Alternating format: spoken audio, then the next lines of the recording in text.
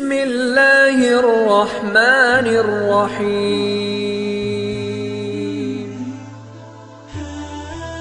آپ کو معلوم ہے کہ آج کل پہلے تو لوگ منتخب کرتے ہیں اپنے حکمران، پارلیمانی نظام ہے تو پارلیمنٹ جو ہے منتخب ہو گئی، اس نے اپنا وزیر اعظم منتخب کر لیا، اور اگر صدارتی نظام ہے تو سیدھا صدر منتخب ہو گیا اور وہی جو ہے اب حاکم ہے۔ لیکن اس کے بعد وہ جو حاکم ہے وہ پھر اب بناتے ہیں نیچے ڈھانچہ، اس کے لیے گورنرز کون مقرر کیے جائیں گے، اور جو گورنمنٹ سروسز ہوں گی ان کے رولز کیا ہوں گے، پبلک سروس کمیشن جیسا کہ آپ کو معلوم ہے یہ ایک ادارہ ہے، مناصب کیسے دیے جائیں گے،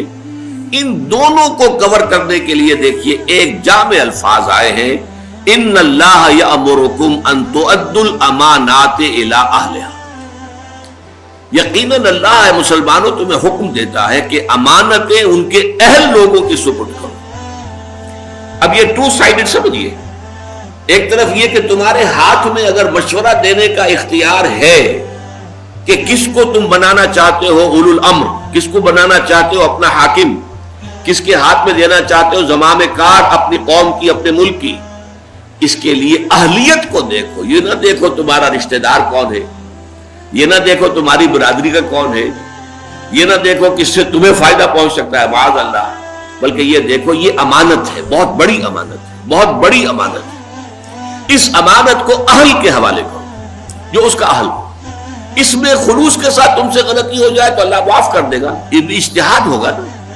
کہ آپ کس کو سمجھتے ہیں اہل ترین،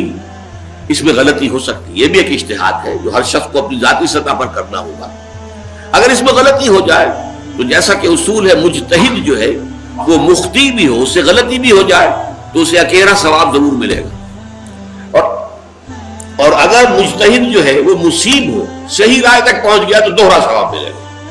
اس اعتبار سے غلطی ہو سکتی ہے، لیکن آدمی جب سوچے تو یہ آج کا جو لفظ ہے ووٹ، رائے، اب دیکھیے یہ ایک طرح کا مشورہ ہے جو لیا جا رہا ہے،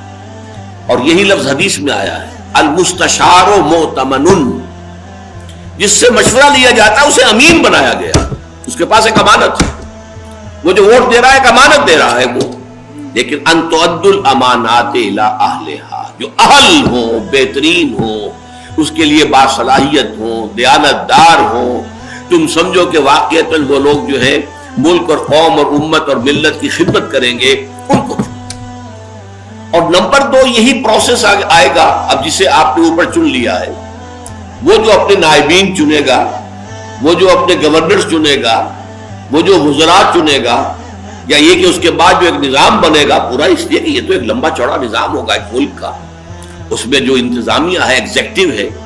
اس کی لمبی چوڑی جو ہے وہ ایک آرگنائزیشن ہوگی، وہاں بھی یہی دیکھو کہ اہلیت بنیاد، سفارش بنیاد نہ بن جائے، کہیں مفادات بنیاد نہ بن جائیں، کہیں جو ہے یہ اس طرح کا برادری کا یا اپنے کسی کے قریبی رشتہ دار ہونے کا خیال کر کے جو ہے تمہارا ووٹ نہ جائے، تمہاری طرف سے فیصلہ نہ ہو، بلکہ ان اللہ یامرکم ان تؤدوا الامانات الی اہلہا۔ وہاں بھی یہ دیکھو کہ اہل ترین کون ہے اور اس کو جو ہے اس منصب پر فائز کرو۔ اس کے ضمن میں ایک بڑا عجیب واقعہ ہوا حضور کی حیات طیبہ میں۔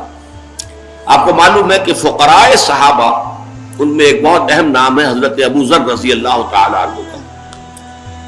ایک طرف تو حضرت ابو ذر رضی اللہ تعالیٰ عنہ کے بارے میں حضور کی ہمیں حدیث ملتی ہے، من کان یسرہ ان ینظر الی زہد عیسیٰ فلینظر الی صاحبی ابی ذر۔ اگر کسی شخص کی یہ خواہش ہو کہ اپنی آنکھوں سے حضرت عیسیٰ کا زہد دیکھے، کتنے زاہد، کتنے عابد، کتنے بے نفس تھے حضرت عیسیٰ، تو کہیں دور جانے کی ضرورت نہیں ہے، میرے ساتھی، میرے دوست ابو ذر کو دیکھ لیں۔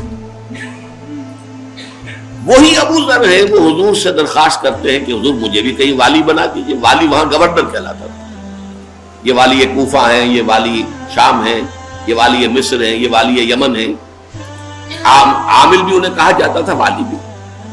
تو حضرت ابو ذر نے بھی درخواست کی کہ آپ نے فلاں فلاں کو یہ عہدے دیے ہیں، ذمہ داریاں دی ہیں، تو آپ مجھے بھی کہیں والی مقرر کر دیجئے، کہیں عامل بنا دیجئے۔ لیکن حضور کا جواب حضرت ابو ذر کے لیے بہت ہی غیر متوقع، بہت غیر متوقع۔ اور یہ مسلم شریف کی روایت ہے، معمولی روایت نہیں. یا ابا ذر، اے ابو ذر، انک ضعیف، تم کمزور ہو. وانھا امانۃ، اور یہ عہدہ جو ہے یہ ایک امانت ہے. وانھا یوم القیامۃ خزی و ندامۃ، اور قیامت کے دن یہ عہدے جو ہیں یہ رسوائی اور ندامت کا سبب بن جائے. الا من اخذ بحقها، سوائے اس کے کہ جس نے حق کے ساتھ اسے حق حاصل کیا، لیا، جس کو دیا گیا. وَأَدَّى الَّذِي عَلَيْهِ فِيهَا، اور پھر وہ ساری ذمہ داریاں پوری کی کہ جو اس منصب کے ضمن میں اس پر عائد ہوتی تھی. یہاں سوال پیدا ہوتا ہے، بڑا ایک اہم اصول آتا ہے کہ ایک طرف ان کا تقوی، ان کی دینداری، ان کا زہد، ان کی بے نفسی، اس کے لیے تو حضرت عیسیٰ سے مشابہت دی جا رہی ہے. لیکن والی ہونے کے لیے یا گورنر بننے کے لیے کہا جا رہا ہے انک ضعیف وانھا امانۃ وانھا یوم القیامۃ خزی و ندامۃ. یہ ندامت کا ذریعہ بن جائے. اس کا نتیجہ کیا نکلا کہ حکومت اور انتظامی معاملات کے لیے محض تقوی ہی شے نہیں ہے بنیادی، اس کے لیے کچھ اور صلاحیتیں درکار ہیں. کوئی انتظامی صلاحیت ہو، کوئی توازن موجود ہو، اعتدال موجود